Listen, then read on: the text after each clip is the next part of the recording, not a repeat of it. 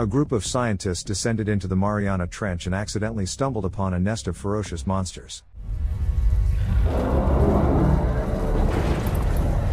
There's no place left in the world untouched by humans. The Mariana Trench is no exception. The oil company Tian Industries is constructing the deepest well in the world, reaching 11 kilometers deep. In their quest to be the first and unique in the oil market, the corporation continues to drill into the ocean floor, disregarding the destruction of the ecosystem and the irreversible consequences. News of strange incidents at great depths keeps leaking out. Mysterious disappearances of crew members, prolonged isolation from the real world, and later a deep-sea explosion discredit the megacorporation, not to mention rumors of abnormal tremors and the emergence of a new species of deep-sea creatures. Tian Industries continues its operations, covering up any traces. The main character, Nora, is one of the 316 crew members working at the Kepler station, which is primarily responsible for operating the Roebuck drilling rig. Nora has been underwater for many months and has long lost track of the difference between day and night. While she's brushing her teeth, the lights start flickering in the compartments, possibly caused by strange sounds outside the station. During her morning routine, she finds a spider in the sink, which has somehow decided to leave its hiding spot. Her first thought is to wash it away, but after a moment, she helps the arachnid escape its slippery trap.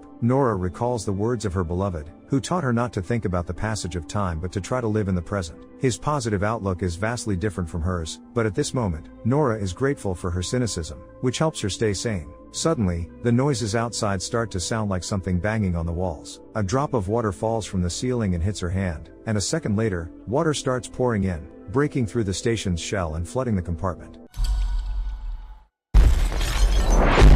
Nora dashes towards the exit, shouting to warn her colleagues about the breach. The system announces a compartment has lost its seal. At one of the corridor intersections, Nora runs into Rodrigo. When they reach the exit, they find the airlock system malfunctioning, with the monitor showing an error. Using a screwdriver, Nora pries open the control panel and short-circuits the contacts to restart the system. Two more people run down the corridor, and Nora waits for them to reach safety, but as the rapid flow of water catches up, Rodrigo urges her to press the button. Torn between humanity and her responsibility to the station's functionality, Nora reluctantly closes the airlock, sacrificing 2 lives to save the hundreds remaining. The isolated compartment explodes and collapses under the pressure of 50 tons of water. The blast wave hits Rodrigo and Nora, throwing them away from the door and knocking them unconscious. The system alerts them that the station faces total depressurization due to the emergency. Injured and bleeding, they try to contact the rest of the crew, but no one responds. Rodrigo suspects an earthquake with a magnitude of 11. Nora hears terrifying noises resembling a deep roar, so without wasting time, they bandage their wounds and move to the nearest compartment with an escape pod. Upon reaching the server room, Nora, being a technical specialist, reboots one of the computers and diagnoses the station's condition. She informs Rodrigo it wasn't an earthquake and that 70% of the station is destroyed. Just as Nora concludes they might not make it out, she spots the location of the next set of escape pods on the electronic map. Navigating through the collapsed corridors, they hear a man's voice. They find Paul, the joker of the team, trapped under debris and manage to pull him out unharmed. Handing him his lucky rabbit sock, Nora informs them their only path is through a collapsed ventilation shaft. With the upper deck about to cave in, the trio quickens their pace. In the narrow tunnel, Nora stumbles upon Mac Ellen's still warm body. Moving her arm aside, Nora continues and descends into the necessary compartment, only to find no escape pod but a living station captain, trying to call for reinforcements on the radio. As Nora hacks the door system, Captain Lucien orders Paul and Rodrigo to check the submersible equipment and discovers that they are in an almost hopeless situation. On a scale from 1 to 10, how bad's my rig? 10.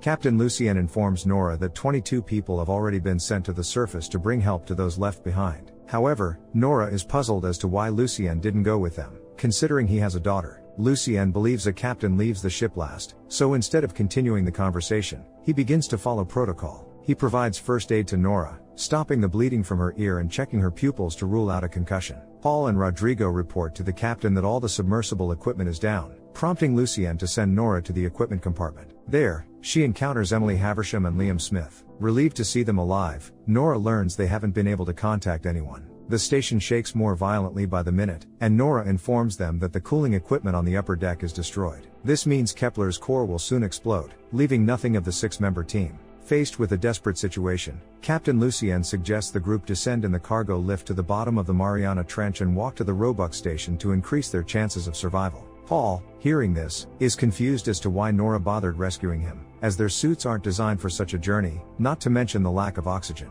The captain reassures them that he has a plan. They will travel halfway through the tunnel to the midway station, where they can recharge and clean their rebreathers. From there, they will follow beacons across the plateau to the Roebuck drilling rig. Rodrigo proposes they head to the Shepherd station instead, as it's much closer, but the captain, seemingly hiding something, dismisses this idea, stating that Shepherd has been out of operation for a long time. Liam plays the team a recording of the last signal from the drilling platform. The recording captures screams for help mixed with the growls of an unidentified creature. Instruments show the water temperature outside rising sharply by 10 degrees, an unusual occurrence at such depths. The team doubts the captain's decision, as many of them are inexperienced divers, and the risks of dying are high. However, there is no other choice. Paul turns on some driving music and cranks up the volume. Rodrigo checks all the helmets for integrity to prepare 6 for the team, but one has a small defect. Nora helps the captain put on his metal suit despite his broken arm and then dons her own. While everyone prepares for the dive, Paul and Liam arm themselves. Lucien explains how to handle the dangerous suits and gives final instructions. Emily doubts she can make the journey, but Liam and the captain promise to stay by her side. The system announces the compartment is depressurized, and the group slowly submerges into the pool.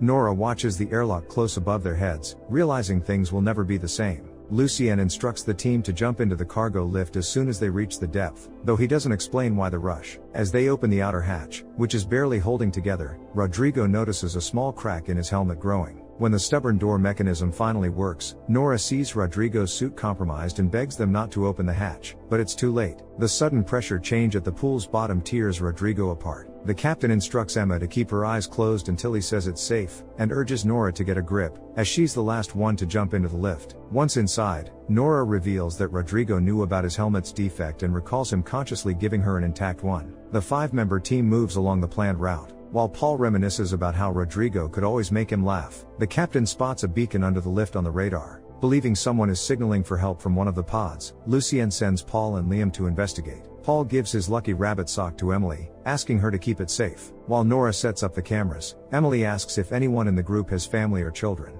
The captain mentions that he has a 14-year-old daughter. Nora is surprised because, according to Lucien, his daughter is the same age as hers. Assuming it's a slip of the tongue due to stress, the team continues preparing for their excursion outside. At first, Paul and Smith can't see anything in the pitch darkness, but they soon find a distorted capsule covered in fibrous slime. Inside, they discover a wallet and, nearby, its owner tangled in a rope. Suddenly, the corpse starts to move, and at that moment, something attacks the team. Back in the elevator, the men bring in the creature that had been eating the victim and then attack them. Liam manages to shoot it. The creature had tentacles lined with claws. Emily examines the unidentified deep-sea creature with interest, noting its occasional spasms and suggesting that they might have drilled into a hydrothermal pocket that sustains these organisms at such depths. Unexpectedly, the power system fails, plunging the station into darkness. With a little distance left before they reach the ocean floor, Nora tries to figure out how to get through it. At that moment, something touches the elevator's outer shell. Paul hopes it's not a monster from the movie 20,000 Leagues Under the Sea, and the team starts to wonder just how mature the creature they shot was. When the captain shines a light through the elevator's transparent window, he sees a monster sitting on it. The group also witnesses their station, Kepler, explode, and the shockwave accelerates the cargo elevator's descent. The team rushes to the pressure chamber, dons their helmets after checking for a proper seal, and floods the chamber with water to prevent being crushed upon landing. Once they reach the bottom,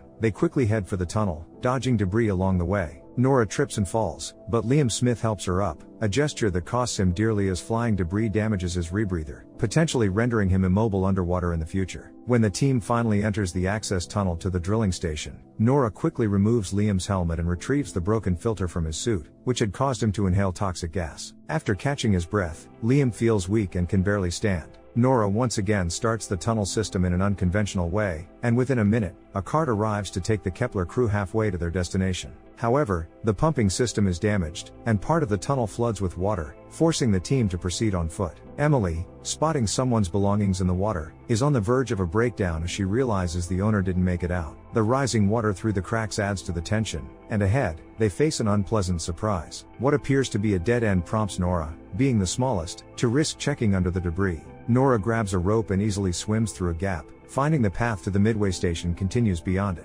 Once Emily and Lucien join her, it's Smith's turn. Paul hands Smith a pack of cookies he initially planned to eat himself, but in a gesture of goodwill, he gives them to Smith. Emily, the joker of the group, blesses the crew with strong relationships. As Liam Smith makes his way through the tunnel, Paul hears strange sounds behind him. Seconds later, the entire team hears his voice abruptly cut off. The captain orders them to pull the rope quickly to extract Smith from the debris. When they manage to pull him out, Paul removes his helmet and informs them that they are indeed being pursued underwater. Paul tries to detach the rope, but it's stuck on a rock. Suddenly, the rope starts pulling him underwater. In a hurry, Paul hands his rabbit to the team and asks them to put his helmet on, so he can survive underwater if needed. The deep-sea creature pulls on his leg so hard that it literally rips him out of his suit. The pressure on his head becomes too much, causing it to burst right before his friend's eyes. Losing another person, 4 of them make it to the midway station, situated at a depth of 10.5 kilometers. The captain futilely tries to contact anyone, but the station is in such a terrible condition that any extra movement will instantly cause a breach, and tons of water will crush it in mere seconds. From this perspective, it's clear that something or someone has caused irreparable damage to the 6-ton drilling rig. Emily believes the ocean is seeking revenge because humanity interfered with the natural course of nature. Perhaps the drilling awakened some ancient beings, now acting as forest caretakers. Since Smith's filtration system is broken, he asks to be left behind so as not to be a burden. Nora tells Smith not to argue, as no one will stay here waiting for their end. Since there's no way to get a new rebreather, Emily and Captain Lucien lead Smith by the arms, urging him to take short, shallow breaths to conserve oxygen in his malfunctioning suit. Nora, shining her flashlight, sees billions of larvae of deep-sea life forms floating in the water. Crossing the plateau, the group is attacked by monsters. One of them drags Smith into a cave but for some reason leaves him alive. Captain and Nora find the guy and rescue him,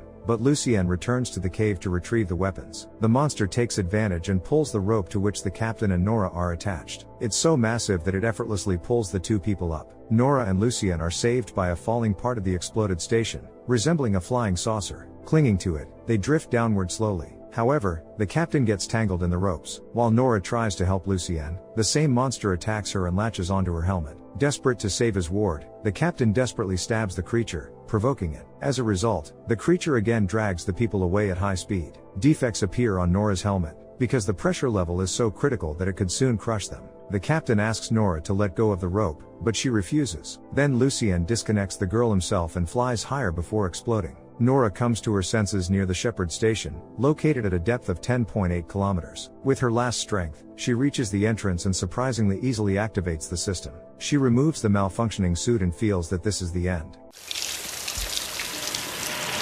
Sitting on the wet floor, the girl's body starts shaking, and in that moment, the only moral support for her is the locket of her beloved one. Coming to her senses, Nora tries to contact Emily and Smith, indicating her location, where, unfortunately, there are no capsules but there is some oxygen left. Turning her head to the right, Nora sees a photograph of Lucien. Later, she finds the captain's personal locker, still containing his uniform. In his pocket, Nora finds a photograph of Elie Lucien, who died at the age of 14. She deeply regrets his loss, but her attention is drawn to a map on the back wall of the locker. It depicts the Roebuck station, from which red threads diverge in different directions, connecting the station with drawings of monsters. Now Nora understands why the captain asked to jump into the cargo lift immediately and why he seemed completely unsurprised by what was happening. Seeing her broken filter, Nora begins to frantically think about how to fix it, but nothing comes to her foggy mind. The only thing she finds at the station is an old-style spacesuit. Nora calculates the distance to the drilling rig on the map and, armed with a signal launcher with 2 rounds, she sets off. Doubts about whether to go or stay are put to rest by Paul the rabbit, whom Nora promised to deliver to his loved ones. Walking in pitch darkness along the signal beacons, Nora continues to talk to her companions, hoping they will hear her. Suddenly, Emily's voice comes on her frequency, talking about her love for the ocean.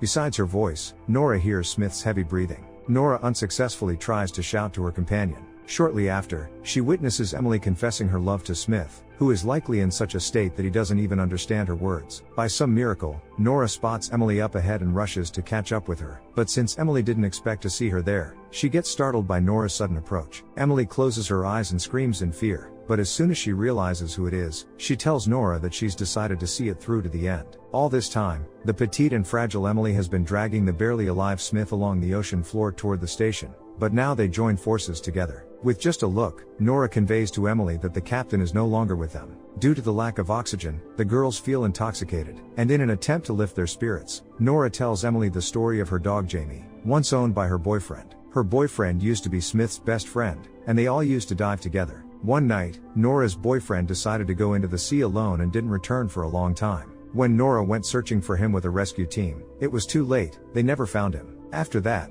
the worst thing for Nora was feeling helpless and the collapse of all hope. It nearly killed her, and she made Smith promise never to bring up that tragedy again. After the story, Nora sincerely advises Emily to never let go of her loved one. The seemingly endless journey is finally overcome. The trio reaches the Roebuck station at a depth of 11.1 kilometers. The bright drilling rig illuminates the space with red light. Nora and Emily find hundreds, if not thousands, of monsters, likely either asleep or in hibernation. Turning off the lights on their suits, the remaining crew makes their way through a tunnel of organic beings. They can't go quietly, as Emily's alarm goes off, indicating critically low oxygen levels. At that moment, one of the monster's paws descends onto Nora's helmet. She asks Emily to continue dragging Smith toward the station without stopping. The monster engulfs Nora almost entirely, but that's exactly what she needs. She fires a projectile into it, piercing its shell and saving her life. A minute later, Nora watches as hundreds of creatures abruptly rise upward. The floor of the Mariana Trench vibrates, and when she launches the second signal flare, she sees the alpha of all monsters before her. The creature, the size of a New York skyscraper and with teeth in 3 rows, is indeed the cause of the drilling rig's destruction.